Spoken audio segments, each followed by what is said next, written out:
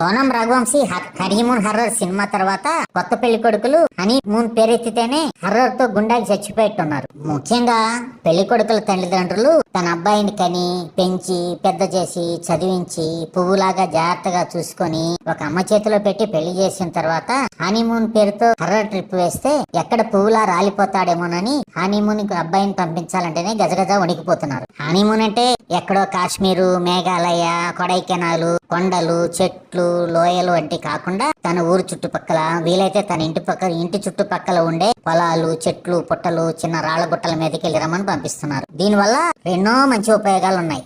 ఒకటి, కొడుకు క్షేమంగా తన కళ్ళ ముందు తిరుగుతూ ఉంటాడు.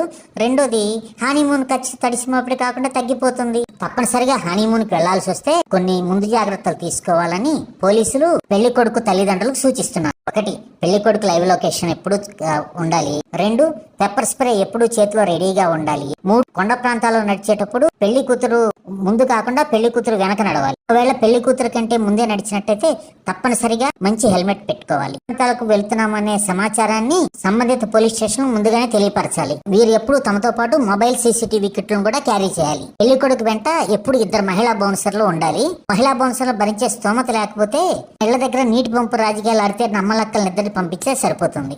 ఆడదానికి ఆడదే శత్రువు కాబట్టి శత్రువు నుంచి తన క్లయింట్ని కాపాడతారు వీళ్ళు. జాగ్రత్తలు తీసుకున్న ఎత్తైన కొండ ప్రాంతాలకు వెళ్ళినప్పుడు, లోయల ప్రాంతాలకు వెళ్ళినప్పుడు, వేగంగా ప్రవహించే నీటి ప్రవాహాల దగ్గర ఉన్నప్పుడు చాలా జాగ్రత్తగా ఉండాలి పెళ్లి కొడుకులు.